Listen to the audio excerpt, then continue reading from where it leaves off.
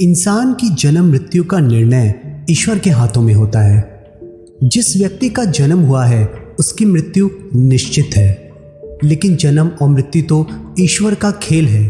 ईश्वर के चमत्कार के आगे कुछ भी नहीं है। अगर भगवान चाहे तो उनके आगे सृष्टि के नियमों में भी परिवर्तन हो जाता है। जो ईश्वर इंसान को धरती पर भेजता है वही ईश्वर ये भी तय करता है कि कब तक मनुष्य इस धरती का सुख दुख भोगेगा और फिर एक बार ईश्वर की शरण में आ जाएगा। विश्व में बहुत से चमत्कारी मंदिर हैं जहां ईश्वर अपनी चमत्कारी शक्तियों से ऐसे भक्तों को चकित कर देते हैं। भगवान भोलेनाथ का ऐसा ही एक चमत्कारिक धाम खूबसूरत पहाड़ी क्षेत्र उत्तराखंड में स्थित है, जिसका नाम लाखामंडल मंदिर है। मान्यता है कि यहाँ मृतक भी जिंदा हो जाते हैं, साथ ही मुंह में गंगा जल डालते ही उसे सांसारिक बंधनों से मुक्ति भी मिलती है। देहरादून से करीब 128 किलोमीटर की दूरी पर स्थित इस मंदिर की महिमा को सुनकर लोग अचरज में पड़ जाते हैं। मान्यता के अनुसार द्वापर युग में महाभारत काल के समय दुर्योधन ने पांडवों और उनकी माता कुंती को जीवित जला देने के लिए यहाँ एक लाक्षागृह का निर्माण किया था, लेकिन पांडव इस लाक्षागृह से बच निकले थे। अज्ञातवास के दौरान युधिष्ठिर ने शिवलिंग की स्थापना इसी स्थान पर की थी, जो मंदिर में आज भी मौजूद है। यहाँ पर पाए जाने वाले शिवलिंग की खासियत है कि हर शिवलिंग का रंग अलग अलग है। शिवलिंग हजारों साल पुराने हैं, लेकिन इतने समय तक जमीन के नीचे दबे रहने के कारण भी उन्हें कोई नुकसान नहीं पहुंचा है। लाखामंडल में मौजूद शिवलिंग को महामंडलेश्वर के नाम से जाना जाता है।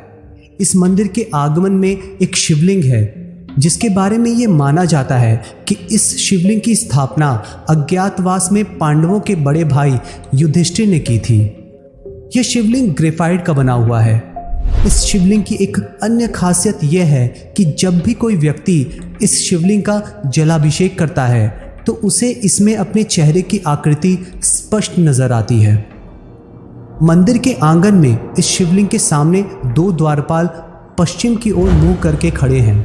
माना जाता है कि किसी भी मृत व्यक्ति को अगर इनके सामने रख दिया जाए और पुजारी द्वारा अभिमंत्रित जल छिड़कने पर वह फिर से जीवित हो जाता है। जीवित होते ही वह देवों के देव महादेव को याद करता है और उनका नाम लेता है। उसके बाद उसे पुजारी के हाथ से चावल, दूध और गंगा जल दिया जाता है। गंगा जल ग्रहण कर उसकी आत्मा फिर से शरीर त्याग कर चली जाती है। इसका रहस्य आज तक कोई नहीं जान सका। मंदिर की पिछली दिशा में 2 द्वारपाल पहरेदार के रूप में खड़े नजर आते हैं। 2 द्वारपालों में से एक का हाथ कटा हुआ है, जो एक अनसुलझा रहस्य है। मंदिर के प्रांगण में एक चट्टान पर पैरों के निशान मौजूद हैं, जिन्हें यहाँ के स्थानीय लोग माता पार्वती के पैरों के निशान बताते हैं। स्थानीय लोगों का मानना है कि यहाँ आने वाला कोई भी व्यक्ति खाली हाथ नहीं लौटता। महादेव सभी की मनोकामना पूरी करते हैं।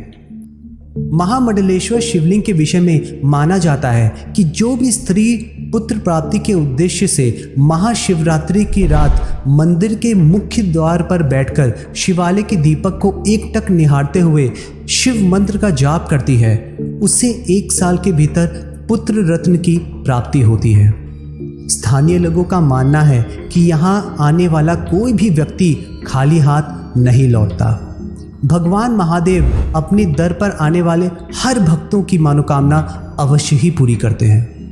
यहाँ पर आकर भगवान शिव की आराधना करने से समस्त पापों का नाश भी होता है।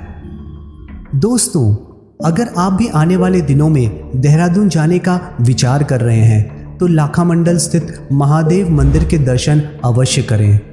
भोलेनाथ आपकी हर मनोकामना पूरी करेंगे। और अगर आपको वीडियो पसंद आया तो लाइक एंड सब्सक्राइब ज़रूर करें, क्योंकि मैं ऐसे ही रोचक वीडियो आपके लिए हमेशा लाता रहूँगा।